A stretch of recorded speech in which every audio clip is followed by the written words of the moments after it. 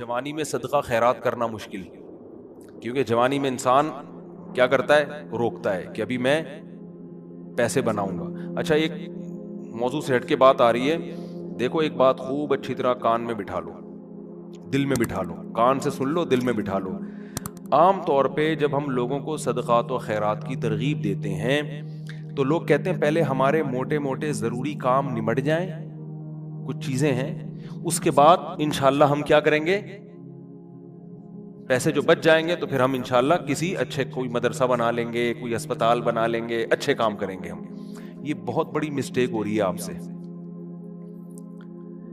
اس لیے کہ آپ نے اس کو ضروری کاموں کی فہرست میں شامل نہیں کیا. آپ ابھی تک دنیا کو مسافر خانہ سمجھنے کے لیے تیار نہیں ہو. یہ ضروری کام سب سے پہلے ہونا چاہیے، کیونکہ موت کا کوئی بھروسہ نہیں ہے. اور آخرت کے لیے صدقہ جاریہ کہ آپ کا کوئی ایسا اکاؤنٹ کھل جائے جو آخرت میں آپ کے کام آئے. کوئی ہسپتال بنا دیا، کوئی مدرسہ بنا دیا، کوئی کنواں کھدوا دیا، یتیم خانہ بنوا دیا، یا یتیم خانے کے ساتھ تعاون کر دیا، یا کسی گھر کو پراپر بیس پر آپ نے کوئی بھی جو وہ تو بہت سارے مصارف ہیں نا. تو میں نے لاکھوں پتی لوگوں کو بھی دیکھا ہے کہ بھائی اللہ نے آپ نے ولیمے پہ 6 لاکھ روپے اڑا دیے، اور یار 8-10 لاکھ کا کوئی ادارہ بنا دو، یا کسی مدرسے میں کوئی ڈسپینسری بنا دو، یا کوئی اچھی فالتو نہ اڑاؤ جا کے کوئی بھی مانگ رہا ہے پکڑا دیے. یہ بھی بہت بڑی مصیبت ہے لوگوں کے ساتھ. اب جیسے وہ عرب کا جو شیخ ہے نا، جو اس بھکاری اس کے ماں باپ کو دعائیں دے رہا تھا اور یہ پیسے دے رہا تھا، تو میں اس عرب کے پاس ہوتا، میں کہتا آپ صدقہ کریں مگر ایسے ہی نہیں کسی کو پکڑانا شروع کر دیں، کیونکہ اس سے جو مستحق ہوتے ہیں ان کا حق مارا جاتا ہے. آپ یہ دیکھیں کہ یہ واقعی مستحق بھی ہے یا نہیں ہے، ورنہ وہ کوئی بھی دعائیں دے کے پیسے نکالنا شروع کرے گا. ٹھیک ہے اس کا جذبہ اچھا تھا، اللہ کرے اس کے ماں باپ کی مغفرت ہو گئی ہو، لیکن اصول جو شریعت نے بتایا ہے کہ پیسہ اللہ کی بہت بڑی نعمت ہے اور نعمت کو ضائع کرنے کی اجازت نہیں ہے. بہت سوچ سمجھ کے آپ نے خرچ کرنا ہے کہ مخلوق کو فائدہ زیادہ سے زیادہ ہو. کم سے کم انویسٹمنٹ میں زیادہ سے زیادہ فائدہ کیسے ہو سکتا ہے، پھر اس میں زیادہ انویسٹمنٹ کرو. جیسے دنیا کے بزنس کا اصول ہے نا کہ انویسٹمنٹ کوشش ہو کم سے کم اور پروفٹ زیادہ سے زیادہ. ایسا تھوڑی کوئی بھی کاروبار کے لیے 1 کروڑ مانگ رہا ہے، آپ نے کہا پکڑا دیا، چل دیکھا جائے گا کتنا پروفٹ آ رہا ہے. تو بھائی جو دنیا کی تجارت کا اصول ہے وہی اصول آخرت کا. تو آخرت کا اصول یہ ہے کہ جو 2 چیزیں اس میں فوکس کرنی ہے، انسانیت کی خدمت زیادہ سے زیادہ کس کام میں ہے.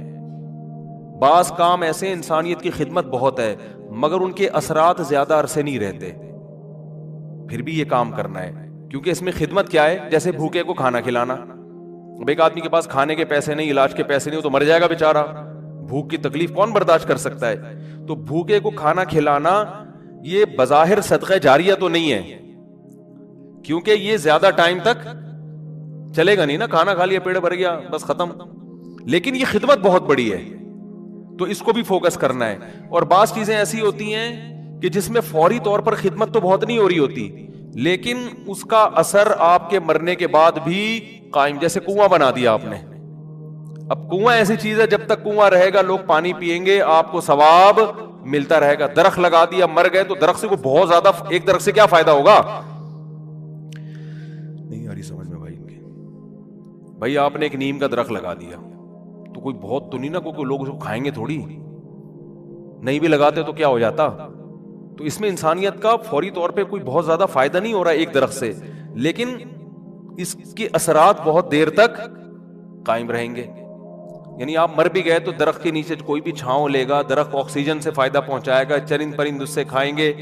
تو آپ صلی اللہ علیہ وسلم نے فرمایا، صحیح مسلم کی حدیث ہے، جس نے درخت لگا کے مر بھی گیا تو جب تک درخت رہے گا اس کو ثواب ملتا رہے گا. تو اس میں فائدہ تو کم ہے لیکن دیر پا ہے، مرنے کے بعد بھی یہ عمل چلتا رہے گا. تو ان 2 قسم کی چیزوں کو فوکس کرنا ہے. اور کچھ چیزیں ایسی ہیں جس میں جسمانی فائدے کے ساتھ دینی فائدہ بھی ہے، جیسے دینی مدارس کو سپورٹ کرنے کا فائدہ کیا ہوتا ہے، غریب طلبہ کو کھانا بھی ملتا ہے، علم بھی ملتا ہے، وہ عالم بن کے دنیا میں کام کرتے ہیں. تو صدقہ جاریہ بھی مرنے کے بعد وہ علماء جو کام کریں گے پھر آگے ان سے جو ہدایت پھیلے گی، پھر وہ لوگ آگے جو تبلیغ کریں گے، تو جب تک اسلام باقی رہے گا آپ کو ثواب ملتا رہے گا. لیکن اب یہ بھی نہیں کہ کسی بھی مدرسے میں اٹھا کے دے دو، सोच समझ के कौन काम कर रहे हैं, कौन विजनरी लोग हैं, कौन, बहुत इसमें फेंकना नहीं है मेरे भाई। जैसे दुनिया की तिजारत में पैसा फेंका नहीं जाता, बहुत सोच समझ के। कोई भी आपके पास आए, बोले 1 लाख रुपए दो, मैं पैसे कमा के आपको हर महीने 6,000 रुपए दिया करूंगा, आप पकड़ा दोगे? हैं? इंक्वायरी करोगे भाई, 1 लाख कहाँ, कौन सा कारोबार आ गया जिसमें 1 लाख पे आप मुझे 10,000 दोगे या 6,000 दोगे? वो बताएगा ये है, अच्छा मुझे दुकान दिखाओ चल के। फिर जब आपको दुकान दिखाएगा तो आप कहोगे जब 1 लाख पे आप 6,000 कमा सकते हो तो अपने ही लगा लो। हैं? क्या ख्याल है भाई? मेरे वालिद साहब ने कहा था जो भी आए ना पैसे मांगने और कहे कि इस इन्वेस्टमेंट में इतना प्रॉफिट है, इतना प्रॉफिट है, आधा तुम्हें दूंगा आधा खुद रखूंगा, तो उससे पहले पूछो कि तुम्हारे पास कितने पैसे हैं। वो बताए इतने, तो फिर पूरे अपने क्यों नहीं लगा लेते, उसमें पूरा प्रॉफिट खुद रखो। क्या ख्याल है भाई? हाँ, वो गरीब आदमी हो तो एक अलग बात है, और अल्लाह का शुक्र है मुझे इसका फायदा हुआ। एक दफा हुआ, दूसरी दफा वालिद साहब की नसीहत पे अमल नहीं किया तो सारे पैसे ही अल्हम्दुलिल्लाह सारे ही डूब गए थे। ठीक है। एक दफा फायदा भी हुआ। एक साहब जो एक बड़े पोश एरिया में रहते थे, मैं चूंकि उस एरिया का नाम लूंगा तो कहीं ऐसा ना वो समझ जाए, लेकिन किस्सा पुराना हो गया वो नहीं समझेंगे, फिर भी एहतियात यही है कि नाम ना लिया जाए। मालदार इलाके के थे, मुझे कहने लगे कि मैं ये कारोबार करना चाहता हूँ। अच्छा, इस ऐसे एरिया में रहते थे कि मुझे पता था इतने पैसे तो इनके पास होंगे वरना इस एरिया में रह नहीं सकता आदमी। अब एक आदमी डिफेंस, एक मिसाल दे रहा हूँ डिफेंस की, डिफेंस में रहता हो और कि मेरी तनख्वाह 10,000 रुपए, तो आप कहोगे भाई 10,000 वाला डिफेंस में ना किराए पे रह सकता है, और अपना घर हो तो सवाल ही पैदा नहीं होता, करोड़ों का तूने घर कैसे खरीद लिया, 3 करोड़ का है भाई? हो सकता है 4 करोड़। स्टेट एजेंट वाले मुझे फिर फोन करेंगे आपने डिफेंस की वैल्यू क्या कर दी है, बयान में गिरा दी है। तो मैं मिसाल दे रहा हूं, या अब हर बयान को ना लोग बड़े सेंसिटिव बन के ले रहे होते हैं, क्या आपने डिफेंस में 3 करोड़ बोल दी है, हमारी तो वैल्यू। तो अब क्योंकि शोहरत हो गई है ना, तो हर चीज को बहुत ज्यादा लोग सीरियस हो रहे हैं। 25 करोड़ ठीक है ना, 25 करोड़ का। अब उससे फिर लोग परेशान होंगे, यार हम ले रहे थे आपने कीमत बढ़ा दी। तो भाई ये महज एक मिसाल है, मुझे नहीं पता डिफेंस में कीमतें क्या चल रही हैं, तो कुछ भी लगा लो कीमत।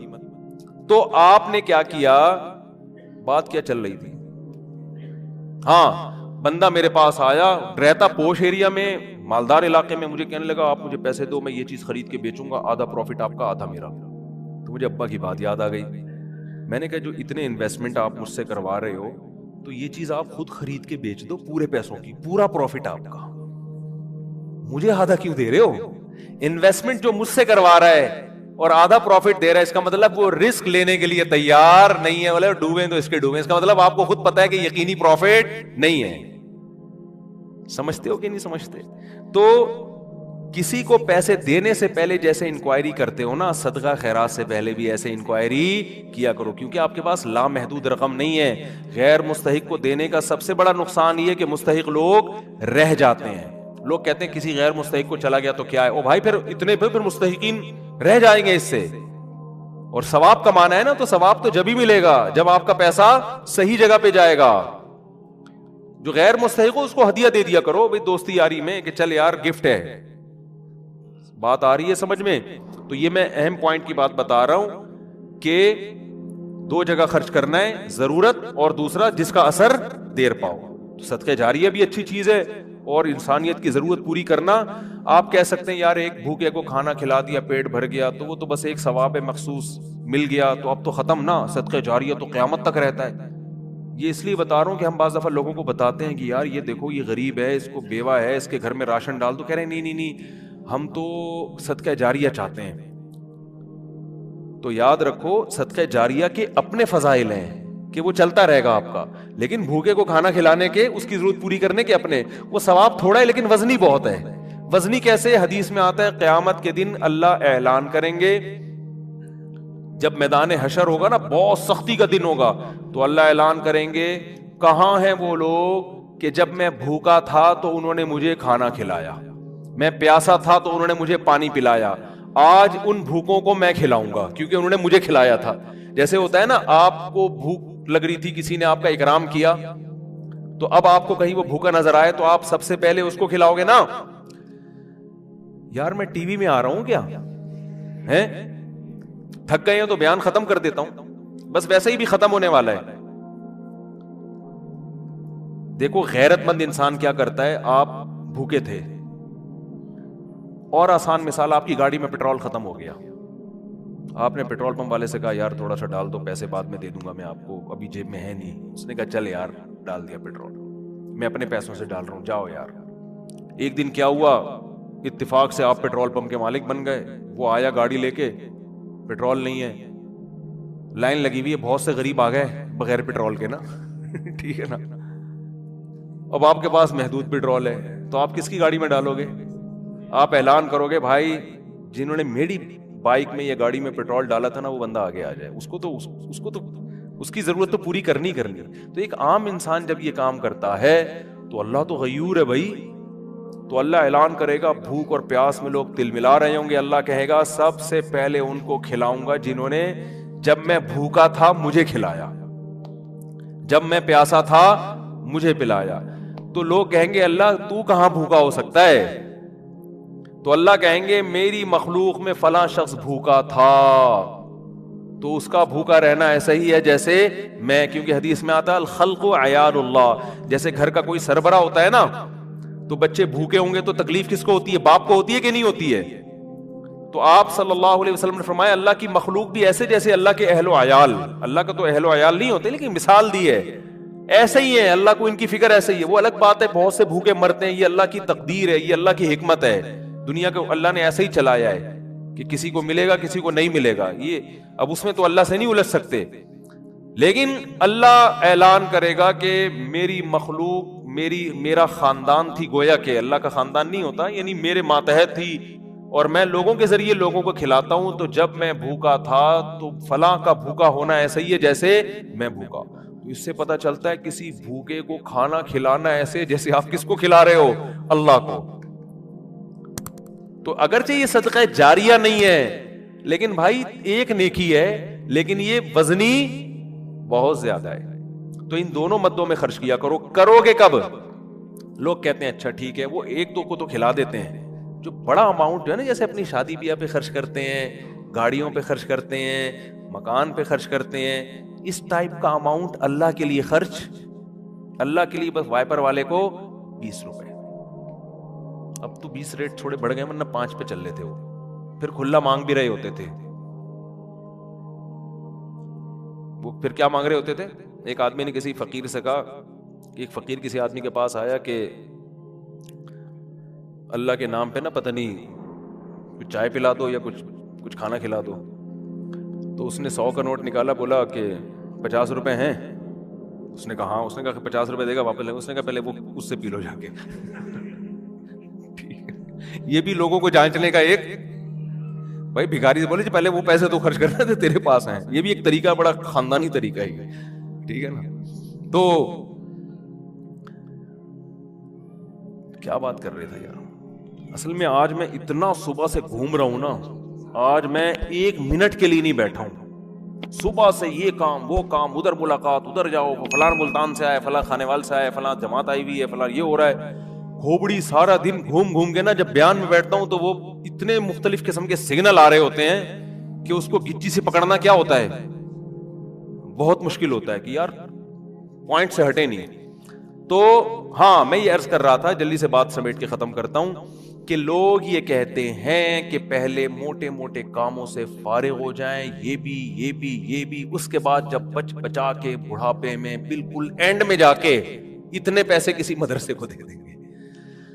نبی صلی اللہ علیہ وسلم نے فرمایا انسان ساری زندگی, حدیث کا مفہوم ہے, مال جمع کر کے رکھتا ہے اور کہتا ہے کل خرچ کروں گا, کل خرچ کروں گا, کل خرچ کروں گا. پھر جب بڑھاپا آتا ہے کہتا ہے یہ فلاں کے لیے اور یہ فلاں کے لیے. فرمایا وقت کان علی فلان, اب تو وارثوں کا حق اس پہ ہو گیا. اب تو وارث کہیں گے ابا ہمیں محروم کرنے کے لیے, اپنی تو ساری عیاشی ابا نے کر لی. اب جب ابا کا انا للہ ہونے والا ہے, دنیا سے جانے والے ہیں, اب بچوں کو نظریں ہوتی ہیں دو دکانیں ابا کی میرے حصے میں آئیں گی. چلو ابا سے ایسی لالچ تو نہیں کرنی چاہیے, لیکن بہرحال پتہ ہے کہ یار چلو ابا نے بنائی, اب ہمارے کام آئیں گی. اب ابا کیا کر رہے ہیں, فلاں 2 دکانیں مدرسے کو دے دو, فلاں فیکٹری کو دے دو, یتیم خانے کو دے دو. تو اس میں نقصان کس کا ہو رہا ہے؟ کیونکہ اب تو ابا کو ضرورت نہیں ہے. تو نہ کرنے سے یہ بھی پھر بھی بہتر ہے 1/3 کے اندر کہ بچوں کو نقصان نہ ہو.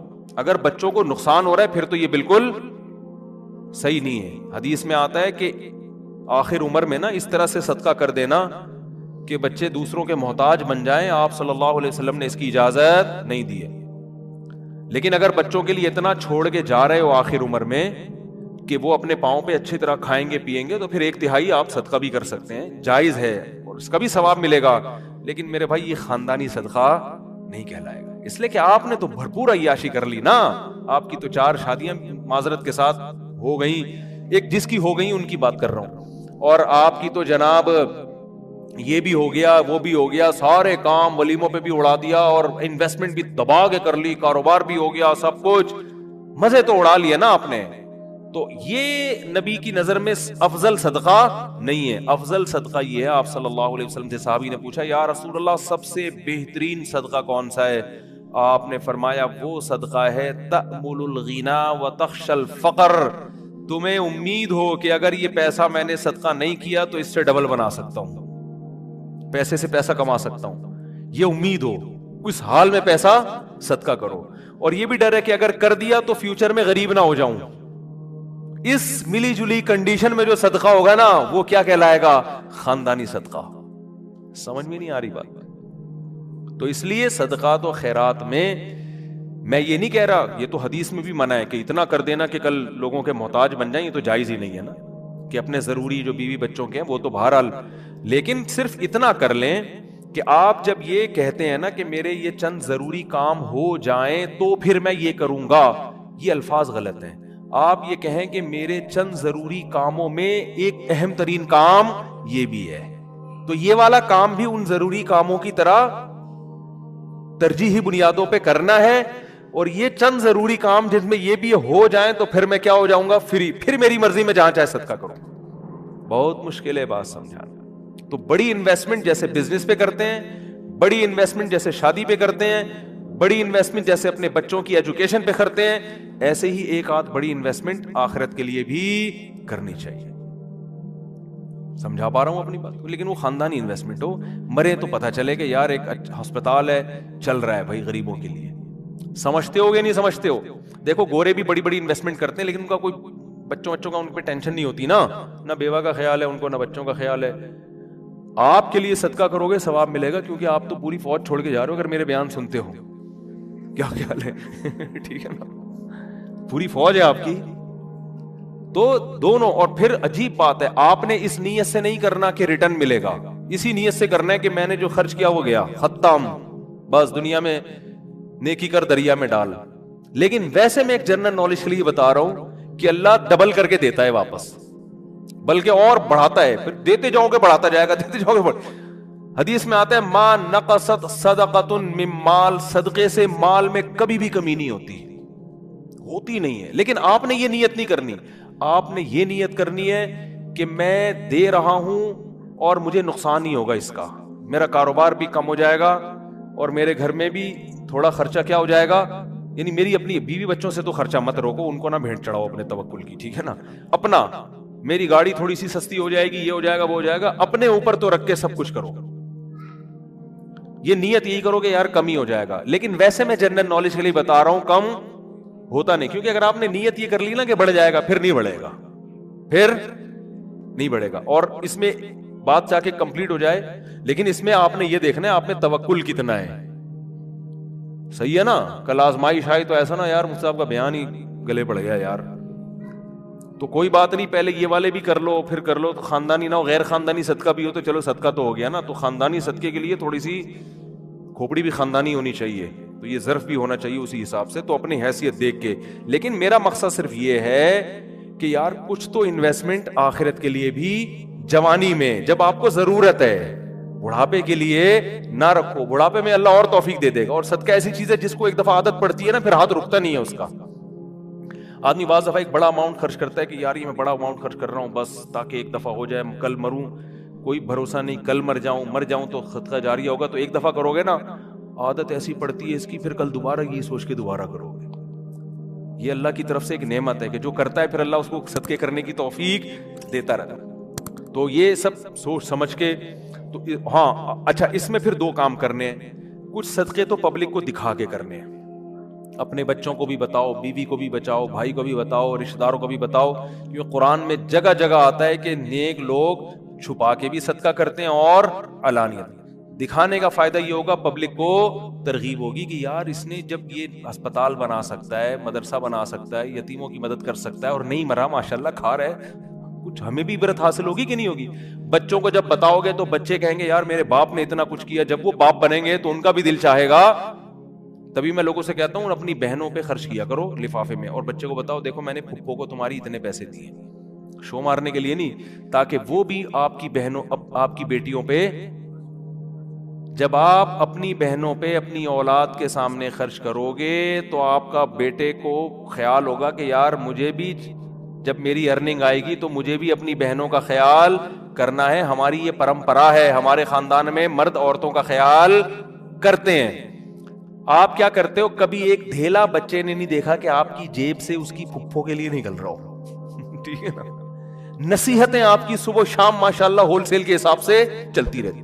بچے کو سمجھاتے رہتے ہو غریبوں کا خیال کیا کرو, بوڑھے ماں باپ کا خیال کیا کرو. بچے کو پتا ہے فری پھوکٹ کی نصیحتوں کے علاوہ ابا کے پاس کوئی کام نہیں, فری پھوکٹ کی نصیحت. جب آئیں گے گھر میں ٹارزن بن کے, کہتے تو نہیں ہے لیکن دل میں یہی ہوتا ہے, یہ کر لو, یوں نماز کیوں نہیں پڑھتا, یہ کیوں نہیں کرتا, یوں کیوں نہیں, ویڈیو گیم کھیلتا رہتا, پٹاخ تھپڑ لگایا, یہ کر رہا ہے وہ کر رہا ہے. بچے کو پتا ہے ابا کے پاس فری پھوکٹ کی نصیحتوں کے علاوہ, وہ ہمارا فلاں ماموں بیمار تھے, ابا نے ایک دھیلا نہیں نکالا جیب سے. امی کی طبیعت خراب ہوتی ہے تو ابا کے پاس ہسپتال لے جانے کا ٹائم نہیں ہے. نصیحتیں جتنی مرضی کروا لو, نصیحتیں بھی کریں لیکن نصیحت سے زیادہ عمل. بات آ رہی ہے سمجھ میں. ایک صاحب تھے, وہ نا بہت زیادہ صدقہ کرتے تھے, امریکہ میں ہیں وہ. میں نے ان سے پوچھا, میں نے کہا یار آپ ہر مہینے کچھ نہ کچھ کرتے رہتے ہو اتنی, اور وہ ایسی قوم سے تھے جو کنجوسی میں مشہور ہے. میں نے ان سے پوچھا آپ کی قوم کیا ہے, میرا خیال تھا کوئی سید ہاشمی قریشی ہوں گے, کوئی وہاں کے مکہ مدینہ کے اتنے سخی. تو انہوں نے کہا یار ہم وہ قوم کا نام لیا جو کنجوسی میں جس پہ لطیفے بنے ہوئے ہیں. میں نے کہا اس قوم کے ہو کے آپ اتنے ماشاءاللہ. تو انہوں نے کہا یار میرے باپ کو ہم نے بہت صدقہ کرتے ہوئے دیکھا ہے, تو بس ہم نے ابا سے سیکھی, ہماری یہ بلڈ میں یہ چیز شامل ہو گئی ہے, نہیں کرے تو ہمیں سکون نہیں ملتا. میں نے کہا یار بڑے خاندانی ہو. میں نے کہا یار کبھی آپ کو دکھاؤں گا بھائی اس قوم پہ لطیفے بنانا چھوڑ دو. قوموں پہ لطیفے ہیں نا, ایک قوم بڑی کنجوس مشہور ہے, ان کے ہاں جب بچہ پیدا ہوا نا تو سب آئے مبارکبادی کے لیے, سارے جمع ہو گئے. تو بچہ کہتا ہے کہ سارے یہاں جمع ہو گئے, دکان پہ کون بیٹھا ہوا ہے, تم سب یہاں گئے مبارکباد دینے کمبختوں.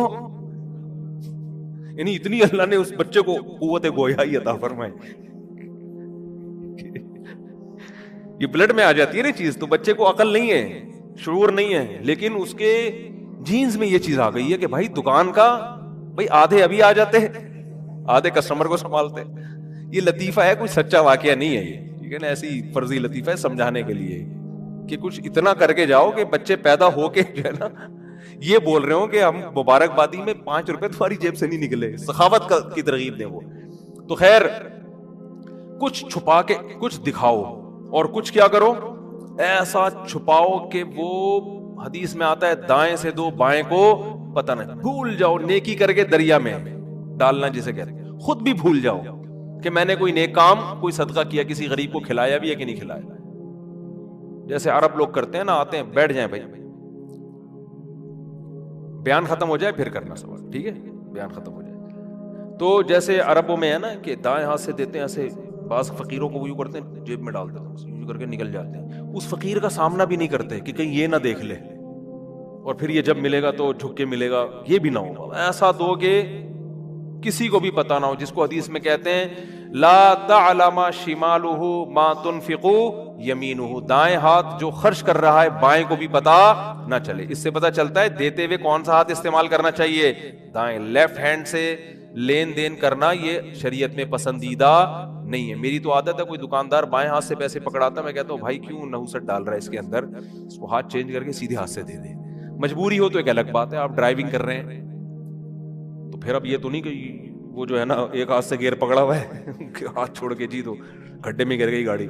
تو مجبوری میں لیفٹ ہینڈ استعمال کیا جائے گا. مجبوری میں الٹے ہاتھ سے کھانے کی بھی اجازت ہے مجبوری میں, لیکن نارملی ڈرائیونگ میں آپ الٹے ہاتھ سے, مجبوری ہوتی ہے بعض دفعہ, بعض لوگ رائٹ ہینڈ سے صحیح اسٹیئرنگ پہ قابو رکھتے ہیں, لیکن نارملی نہ دائیں بائیں سے लेफ्ट हैंड से खाना चाहिए, ना लेन देन करना चाहिए। समझते हो? जवानी में तस्बीह की आदत डाल लो। समझते हो? नहीं आ रही समझ में? जवानी में क्या आदत डाल लो?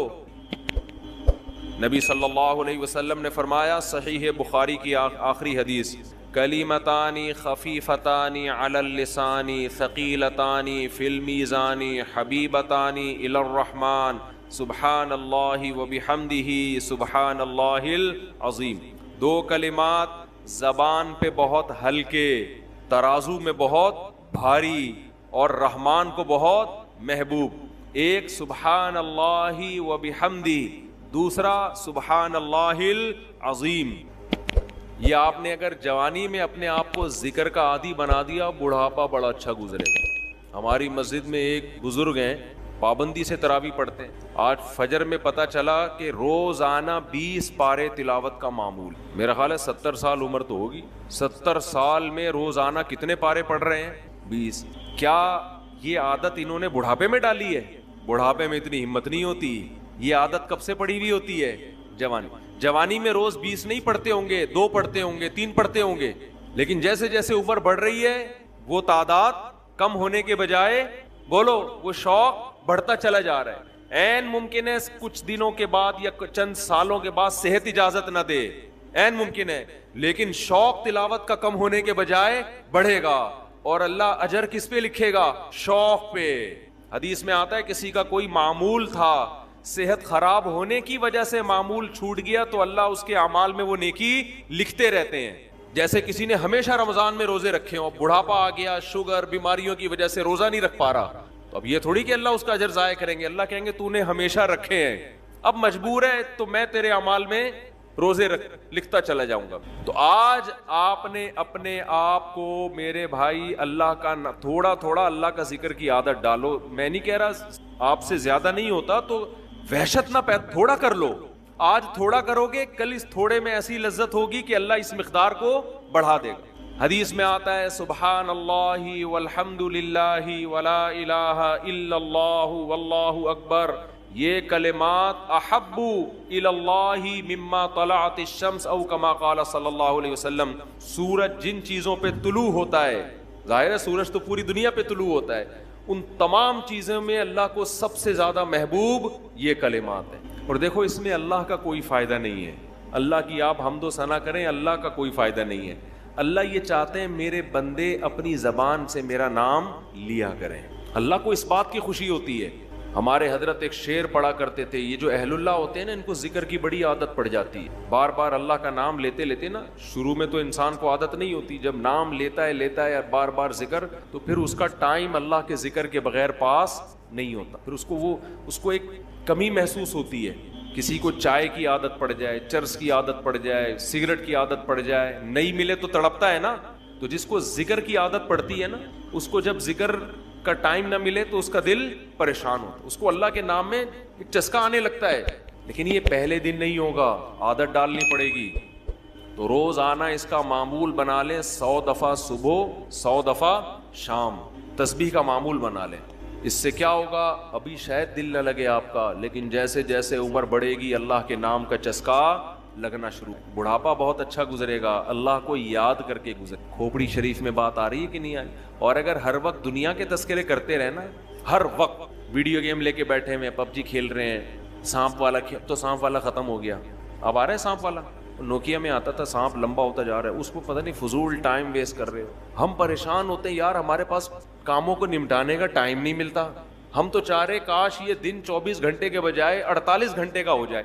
और लोग क्या कर रहे हैं कि वो बाकायदा इरादा करके जाया कर रहे हैं टाइम। हमारे तो काम नहीं निपटते। जब हम रात को सोने के लिए लेटते हैं तो कहते हैं यार आज का दिन भी गुजर गया और काम वैसे के वैसे ही। और इधर बाकायदा इरादा करके जो है ना टाइम जाया किया जा रहा है कि चलो टाइम वेस्ट करते हैं। ऐसी चीज में टाइम गुजर जाए ना जो जहनी तफरी का जरिया बने तो भी ठीक है। गपशप लगा लो दोस्तों के साथ बैठकर। ये क्या है यार, दिमाग को खामखा का थका रहे हो बैठ के।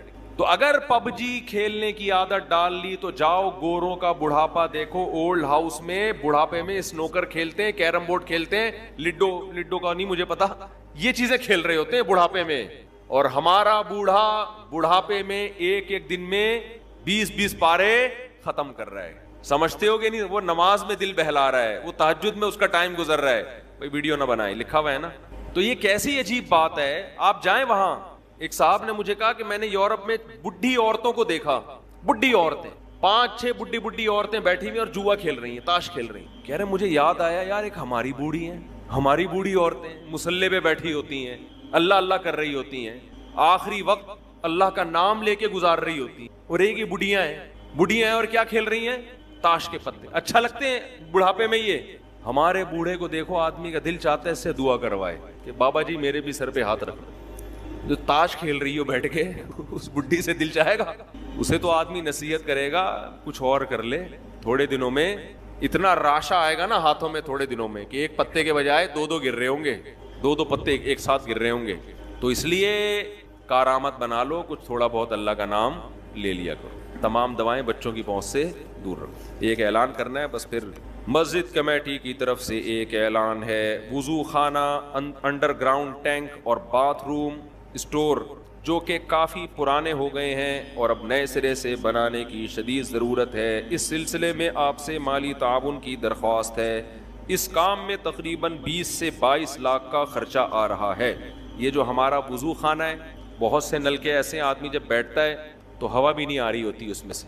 ہوا آئے تو کم از کم آدمی تھوڑا سا سانس لے لے اس میں بیٹھ کے. خراب ہو گئے نلکے, اس کو ریپیئر کرنا ہے وضو خانے کو. اور اللہ بھلا کرے, یہ ٹینک ہمارا مسجد کے سامنے بہت پرانا ہے, گل گیا ہے, سڑ گیا ہے. میرا خیال ہے کتنے سال ہو گئے اس کو, 40 سال تو ہو گئے, 40 سال سے زیادہ ہو گئے. تو یہ بھی بوڑھا ہو گیا ہے. ہمارا ارادہ دوسرا ٹینک بنانے کا ہے مسجد میں, سمجھ رہے ہیں, یہاں صحن میں نا اچھا سا صاف ستھرا سا دوسرا ٹینک بنے گا. تو صدقہ جاریہ ہے, اپنے لیے بھی کر سکتے ہیں, اپنے والدین, کسی کے مرحوم والدین ہوں ان کی نیت سے بھی کر سکتے ہیں. تیسرا جو ہمارا یہ باتھ روم ہے نا, یہ والا اعتکاف والوں کے لیے بہت چھوٹا ہے, ان کو دور جانا پڑتا ہے, اس کی صفائی کا بڑے مسائل ہیں. تو یہ باتھ روم کو بھی ریپیئر کرنا ہے.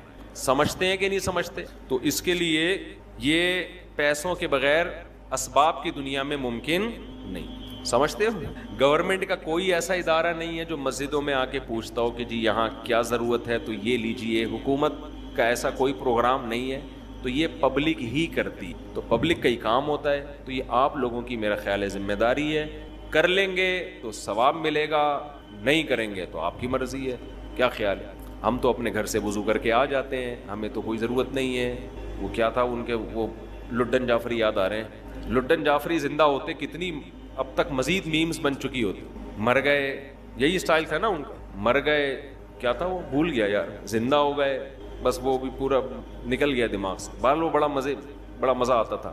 ابھی بھی میں سنتا ہوں بہت سارے لوگوں کی تقریریں, بڑی لمبی لمبی ادھر ادھر کی پھینک رہے ہوتے ہیں, تھوڑا انٹرٹین. پب جی سے اچھا ہے, پبجی سے اچھا ہے, پب جی کھیلنے سے اچھا ہے کہ دماغ فریش کرنے کے لیے نا فیس بک پر 2-4 اس طرح کے لوگوں کی تقریریں سن لیا کرو. بڑی لمبی لمبی پھینک رہے ہوتے ہیں, تو ان کے پھینکنے کے اسٹائل کو دیکھ کر نا آدمی تھوڑا سا فریش ہو جاتا. پہلے ایک چینل آیا کرتا تھا, وہ نام نہیں میں لوں گا فتنہ ہوگا, جب میں تھک جاتا تھا وہ چینل دیکھا کرتا تھا. اس میں کیلے ویلے, قبلے کی طرف رخ, اس ٹائپ کی چیزیں اس میں دکھا رہے ہوتے تھے کہ بڑا دماغ فریش ہو جایا کرتا تھا. تو اس طرح کی چیزیں دیکھ لیا کرو, یہ پب جی سے بہرحال بہتر ہے. تو خیر میں آپ سے یہ عرض کر رہا ہوں کہ مسجد کمیٹی کی طرف سے گزارش ہے, رمضان میں ویسے بھی صدقہ کرنے کا ثواب ڈبل ہو جاتا ہے, اور یہ تو سیدھا سیدھا صدقہ جاریہ ہے. ٹینک بنے گا, نمازی وضو کریں گے, ثواب آپ کے کھاتے میں. اصل میں یہ چیزیں ہم دنیا میں دیکھ نہیں رہے ہیں نا, اللہ نے یؤمنون بالغیب, غیب کے پردوں میں چھپا دی ہیں ساری چیزیں. تبھی جس کا آخرت پر ایمان ہوتا ہے وہ کرتا ہے, جس کا ایمان نہیں ہوتا. اب دیکھو کوئی ایسا بزنس ہو جس میں آپ کو یقین ہو کہ 1 لاکھ روپے دوں گا تو اگلے مہینے پروفٹ 2 لاکھ ہوگا, تو ہر آدمی نوٹوں کی گڈیاں لے کے, قرضے لے کے آ کے کھڑا ہوا ہوگا, چوری کر کے لا کے دے رہا ہوگا کہ یار میں اس سے بعد میں معافی مانگ لوں. تو غیب کے پردوں میں اللہ نے جو چیز ڈال دی ہے تو وہ غیب نہیں. حضرت عثمان رضی اللہ تعالیٰ عنہ نے کنویں خرید کے وقف کیے, کتنا آج تک وہ وقف کنویں موجود ہیں. آج تک حضرت عمر کا وہ وقف باغ مدینہ میں موجود ہے. حضرت عمر نے باغ خرید کے اللہ کے نام پہ وقف کر دیا, آج بھی وہ مدینہ میں موجود ہے. دیکھو کتنی بڑی تجارت, وہ سب ثواب کس کو مل رہا ہے؟ حضرت عمر. نبی نے فرمایا جس نے ایک درخت لگایا اور مر گیا, جب تک اس درخت سے انسان تو دور کی بات, چرند پرند بھی کھائیں گے نا, اللہ کی مخلوق کو فائدہ ہو رہا ہے نا, پرندوں کو بھی. آپ نے فرمایا اللہ اس کے اجر کو بھی ضائع نہیں کرے گا, کیونکہ اللہ بخیل نہیں ہے. اللہ کیا ہے؟ قدردان ہے, وہ تو تھوڑے کا بہت زیادہ دیتا ہے, تو وہ نوٹ کر رہا ہے سب چیزیں, اس لیے اس میں بڑھ چڑھ کر حصہ لیں. یہ دینے کس کو ہیں؟ پیچھے بیٹھے ہوئے ہیں. مسجد کی رسید, مسجد الفلاحیہ لکھی ہوگی تو وہ رسید لازمی لیں, سمجھتے ہیں؟ کافی ہو گیا. اچھا بھائی, یہ پرچی کسی نے بھیجی ہے, وہ ہندو تھے, انہوں نے اسلام قبول کیا ہے, کہہ رہے ہیں آپ کے بیانات بھی سنتا ہوں, مولانا طارق جمیل صاحب کے بیان سن کر ان سے متاثر ہو کر اسلام قبول کیا ہے. تو یہ چونکہ بہت سارے غیر مسلموں کا مسئلہ ہے جو انہوں نے پوچھا ہے کہ اگر گھر میں کہتے ہیں میں شو کر دوں گا تو بڑے مسائل کھڑے ہو جائیں گے, گھر والوں کو بہت تکلیف ہوگی, خاندان میں مسائل ہیں, تو میں اپنے اسلام کو کیا چھپا سکتا ہوں؟ دیکھیں, اس خوف سے چھپانا کہ گھر والوں کو پتہ چل گیا تو ان کو درد ہوگا, تکلیف ہوگی, یہ تو کوئی شرعی عذر نہیں ہے. جب میں نے دوسری شادی کی تھی میرے سارے خاندان کو بہت تکلیف ہوئی تھی, سب کو ہوتی ہے. تو اب آپ پہلی شادی کریں تو بھی تکلیف ہوتی ہے آج کل, آپ اگر پہلی ٹائم پہ کر لیں نا تو سب کو تکلیف ہوتی ہے. ابھی کوئی عمر تھی تمہاری شادی کرنے کی, لوگ اس طرح بات کر رہے ہو. اگر آپ نے اسلام قبول کیا ہے, آپ بتائیں گے تو گھر والوں کو تکلیف ہوگی اس سے, تو یہ کوئی شرعی عذر نہیں ہے. ان کا تکلیف ہونا غلط ہے بھائی, کیوں ہو رہی ہے؟ لیکن اگر آپ کو یہ خطرہ ہے کہ اس تکلیف کی وجہ سے وہ آپ کو ٹارچر کریں گے, ماریں گے, قتل کر سکتے ہیں, یا بہت زیادہ ماریں گے, پیٹیں گے, بہت زیادہ آپ پہ ذہنی دباؤ آپ کو دیں گے, تو پھر ایسی صورت میں شریعت نے اجازت دی ہے کہ آپ اپنا اسلام چھپا سکتے ہیں. الا من اکرہ وقلبہ مطمئن بالایمان, قرآن کی آیت ہے کہ جس کو زبردستی مجبور کیا جائے کفر پر, تو دل میں اگر وہ ایمان لے آتا ہے تو ایسی شدید مجبوری میں زبان سے وہ اپنے ایمان کو چھپا سکتا ہے. یہ بہت سارے غیر مسلموں کے ساتھ مسئلہ ہے آج کل. میں نے بتایا تھا کچھ دن پہلے بھی کچھ ہندو آئے تھے نا, ہندو فیملی آئی تھی مسلمان, ان کے ساتھ بھی یہی مسئلہ. جو بھی ایک بچہ مسلمان ہو, بچہ تو نہیں, یعنی 18 20 22 سال اس کی عمر ہوگی, وہ بھی اس کے ساتھ بھی یہ ٹینشن کہ اس کو مار رہے ہیں, پیٹ رہے ہیں گھر والے. تو ہندوؤں میں یہ شاید زیادہ ہوتا ہے, عیسائیوں میں میرا خیال ہے اتنا نہیں ہوتا. عیسائیوں میں بھی بہت مسلمان ہوتے ہیں, جو میرے ہاتھ میں کبھی کوئی مسلمان ہوا ہے تو ان کے گھر کی طرف سے کوئی عام طور پر کوئی ٹینشن نہیں ہوتی, تھوڑا براڈ مائنڈڈ ہوتے ہیں لگتا ہے کرسچن لوگ.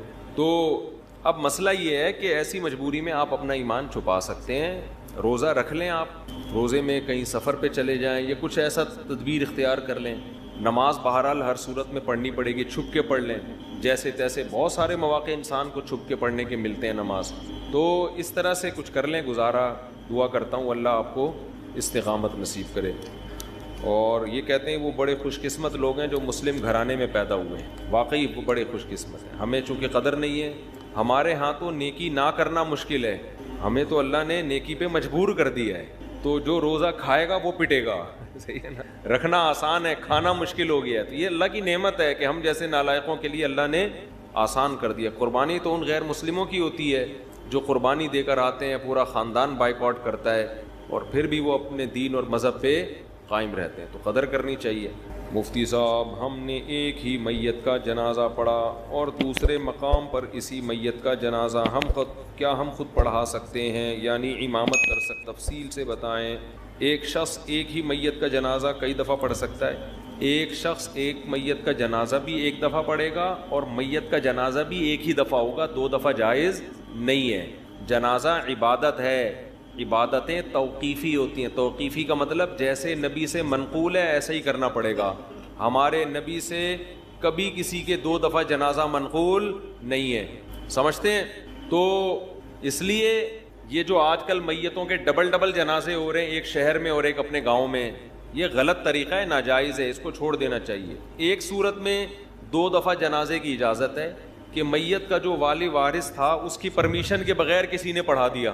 جیسے میت کا بیٹا ہے, وہ کہہ رہا ہے ٹھہرو میں آ رہا ہوں, اور آپ نے پڑھا دیا, پھر اس کو یہ رائٹ ہے کہ وہ جنازہ ریپیٹ کروا سکے. لیکن اگر اس نے پرمیشن دے دی ہے, اس کو پتا ہے کہ شہر میں جنازہ ہو رہا ہے, اب وہ بھی دوبارہ نہیں پڑھا سکتا. تو اس رسم کو ختم کرنا چاہیے, یہ ٹھیک نہیں ہے. مفتی صاحب, کیا ہم کسی شخص کو حجام کی دکان بنوا کر ٹھیکے پر دے سکتے ہیں؟ کیا اس کی کمائی حلال ہوگی حرام ہوگی؟ آپ کے لیے حلال ہے, آپ نے تو بال کاٹنے کے لیے دی ہے. اب وہ اگر داڑھی بھی کاٹ رہا ہے اور غیر شرعی بال بنا رہا ہے تو یہ اس کا ہیڈک ہے. آپ کے لیے دکان کرائے پہ دینا جائز ہے. مفتی صاحب, میرے ایک دوست نے آپ کا بیان سن کر اپنی چاچا کی بیٹی سے چھپ کر نکاح کر لیا. میں نے بیان میں کبھی بھی چھپ کے نکاح کرنے کی ترغیب نہیں دی ہے. چاچا کی بیٹی سے نکاح کر لیا, میرا بیان سن کے بہت اچھی بات ہے, چھپکے کا لفظ میں نے نہیں کبھی بھی کہا, یہ اپنی طرف سے جس نے بھی کیا خود کیا. اچھا میرے بھائی, جب کہ ان کا رشتہ بھی آپس میں, ایک تو رومن اس میں لکھتے ہیں نا, اردو کو تو اردو اسٹائل میں لکھا کرو یار, اردو رسم الخط کا بیڑا غرق ہو جائے گا.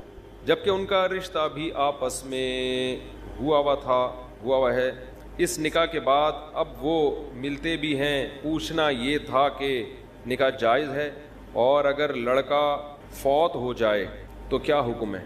لڑکی پر عدت لازم ہوگی, یہی حکم ہے. اگر لڑکا فوت ہو جاتا ہے تو 4 مہینے 10 دن عورت عدت پوری کرے گی. یہ چھپن چھپائی میں یہی مسائل کھڑے ہوتے ہیں. کتنی خواتین ہیں کہتی ہیں, فون کر کے بتاتی ہیں کہ ہم نے چھپ کے نکاح کیا ہوا تھا, اب ہمارے گھر والے اس رشتے پہ راضی نہیں ہو رہے, کوئی دوسرا رشتہ آیا ہے ہمارے لیے, تو یہ دوسرا بندہ طلاق نہیں دے رہا. اگر طلاق دیتا ہے تو میری جو شادی کی ڈیٹ طے کی ہے اس میں تو عدت ہی پوری نہیں ہو رہی, اور عدت کے دوران نکاح کالعدم ہوتا ہے, زنا ہے وہ. تو ایسے کام مت کرو جس میں بعد میں ندامت اور شرمندگی ہو, سمجھتے ہیں؟ تو اگر یہ میاں مر گیا تو 4 مہینے 10 دن کی عورت کو عدت گزارنی پڑے گی, سمجھتے ہو؟ طلاق دے گا تو بھی عدت ہوگی, 3 مینسز عدت ہوگی, اس کے بعد کہیں نکاح کر سکتی ہے.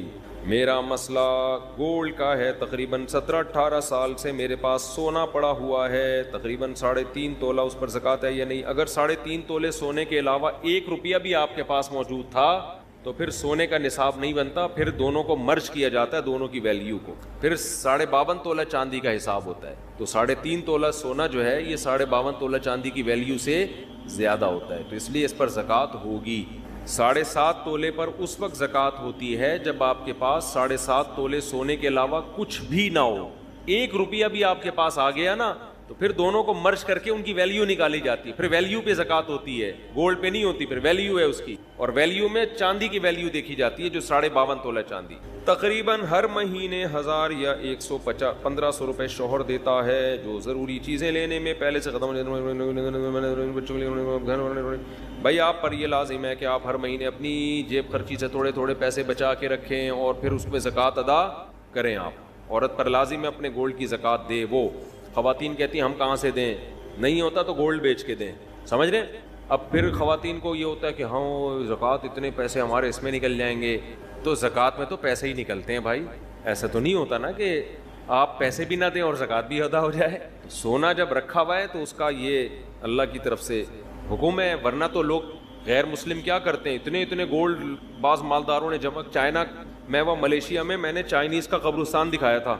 ملیشیا میں نے ایک ولاگ بنایا, چائنا کے جو کروڑ پتی لوگ ہیں نا وہ اس قبرستان میں دفن ہوتے ہیں, ابھی بھی یوٹیوب پہ پڑا ہوگا. وہ اتنی دولت کی انبار لے کے دنیا سے جب جا رہے ہوتے ہیں نا تو رو رہے ہوتے ہیں کہ یار کروڑوں روپے ہمارے ہیں اور ہم مر رہے ہیں, کیونکہ پیسہ ہمیشہ جمع کرنے میں لگایا ہوتا ہے, خرچ کرنے کی توفیق ملی نہیں ہوتی. پھر وہ کیا کرتے ہیں, اس قبرستان میں کروڑوں روپے کی قبر خریدتے ہیں. وہ قبرستان غریب آدمی کے لیے نہیں ہے, کروڑوں روپے کی قبریں ہوتی ہیں, ان قبروں میں ان کے ساتھ ان کا پیسہ دفن ہوتا ہے. یہ میں نے پورا ولاگ بنا کے ڈالا تھا کہ دیکھ لو عبرت کی آنکھیں, کہ اگر دنیا میں پیسے سے, اس گولڈ سے محبت ختم نہیں کی نا تو یہ مرتے ہوئے ختم. ابھی جو پورا بیان یہی چل رہا تھا نا, یہ پھر مرتے ہوئے ختم نہیں ہوتی, پھر مرتے ہوئے دل چاہتا ہے قبر میں لے جاؤں میں کسی طرح. تو اب بحریہ ٹاؤن کا پلاٹ تو قبر میں لے جا نہیں سکتا, تو وہ کہتے ہیں بیچ کے پیسہ لے جاؤں میں. تو پیسے میں کیا ہے کہ وہ پھر وہاں لوگوں نے گڑبڑیں شروع کر دی.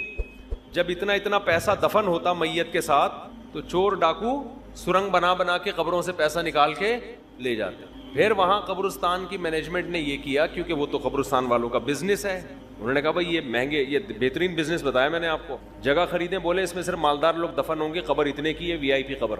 اور اس میں جناب ڈاکٹر عامر لیاقت کا ایک قبرستان میں بیان کروا دیں آپ شب برات کے موقع پہ, ٹھیک ہے نا. تو پھر دیکھو اس قبر کی ویلیو دیکھو کتنی ہوگی, تو دبا کے بکے گا وہ, تو قبریں بکیں گی نا, اور آپ بیٹھے بیٹھے کروڑ پتی بن جاؤ گے, خود غریب میں دفن ہو جاؤ, غریبوں کے قبرستان میں. قبریں تو اندر سے ایک ہی ایسی ہوتی ہیں, چاہے مالدار کی ہو یا غریب کی ہو, اندر سے حساب میں کوئی فرق نہیں ہے.